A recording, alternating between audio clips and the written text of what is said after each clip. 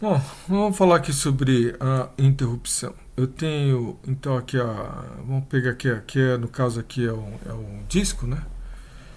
E eu tenho aqui o disco ele está ligado aqui à controladora de disco.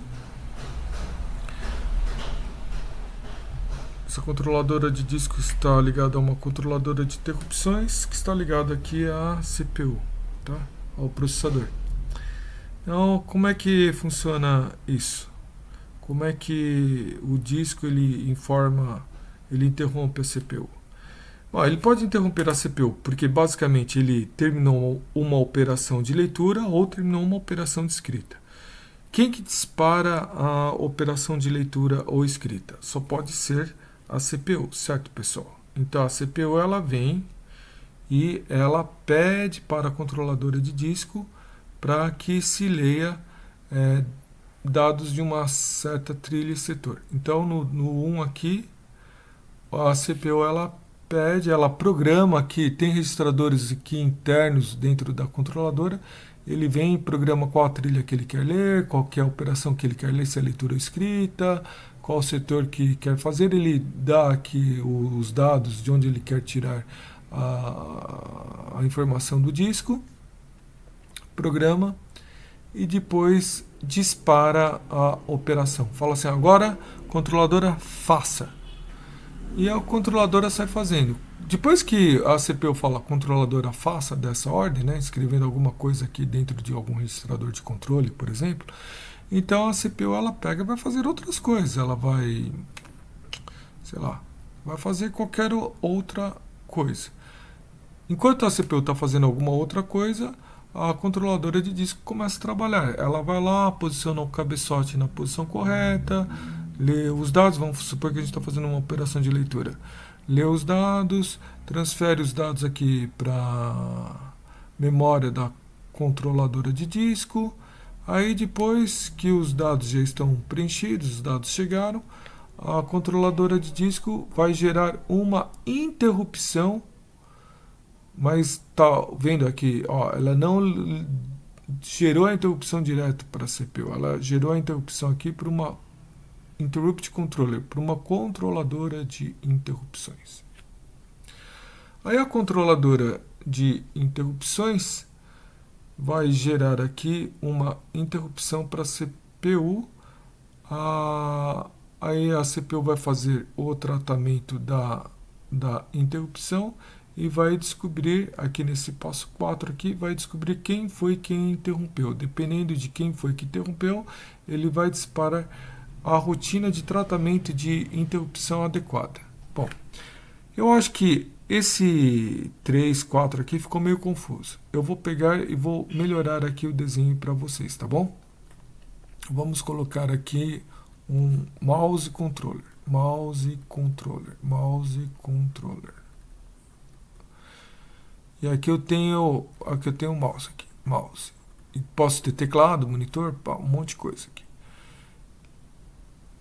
Eu tenho eu tenho que o meu pedido de interrupção do mouse também vai para a controladora, tá entendendo? Eu tenho que o meu pedido, por exemplo, do teclado, do, da controladora de teclado, meu pedido de interrupção também vai para o interrupt controller. Ou seja, eu não vou pendurar todos os periféricos aqui pedindo interrupção na CPU, porque eu não tenho um pino para todo mundo. Dependendo da CPU, tipo o ARM, eu só tenho uma entrada aqui, vai basicamente uma entrada aqui para interrupção. Então, em vez de como eu não dá para eu pendurar todo mundo, eu penduro aqui em uma pastilha que está fora da CPU, que é esse interrupt controller. E aí o interrupt controller, se ele receber, por exemplo, um pedido de interrupção do mouse e da controladora de disco ao mesmo tempo, ele vai ter que dar uma prioridade ou para o mouse ou para a controladora de disco e falar aqui para a CPU, né? Quem que interrompeu? Então, voltando aqui no passo 3 e 4, uma vez que chegou os dados do disco, daí a controladora de disco gera uma interrupção. A controladora de mouse aqui poderia ter gerado uma interrupção no mesmo tempo. é feito um pedido aqui de interrupção para a CPU. A CPU vai tratar essa interrupção na rotina de interrupção dentro do kernel. Como que faz isso aqui? Agora a gente entra aqui no passo B, aqui nessa figura aqui, tá legal, pessoal? Presta atenção, ó. A CPU estava executando algum código, por exemplo, aqui na área de fora do kernel, ele estava rodando aqui um processo de usuário, ocorreu uma interrupção, ele vai para dentro do kernel, e dentro do kernel ele vai ter que gerar, ele vai ter que fazer o tratamento da interrupção adequada. Então ele vai lá, viu aqui quem foi que interrompeu, né? Faz a leitura aqui de um registrador dentro da controladora. Então, aqui a CPU ela lê esse registrador que está aqui, então vamos pôr lê registrador da interrupt controller, lê o registrador lá dentro, descobre quem foi que interrompeu, e dependendo de quem foi que interrompeu, ele vai dispatch to handler, ele vai fazer com que a rotina, com que o interrupt handler adequado faça o tratamento agora. O interrupt handler faz o tratamento, por exemplo, da controladora de disco. A interrupt controller deu prioridade para o disk controller em vez do mouse controller, sei lá. E aí ele pegou, faz o tratamento, acabou o tratamento, retorna aqui para a próxima instrução a ser executada.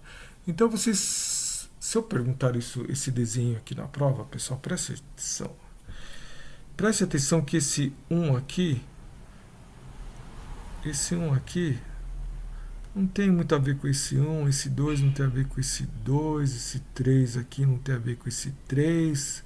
Isso daqui não tem nada a ver, os números não tem nada a ver uma coisa com outra, tá legal, pessoal? Isso daqui como é que acontece o tratamento da interrupção no hardware, aqui é como que acontece o tratamento de interrupção no software. Os números aqui eles estão desconexos, não fiquem inventando aí, bolando umas teorias malucas não, tá bom, pessoal?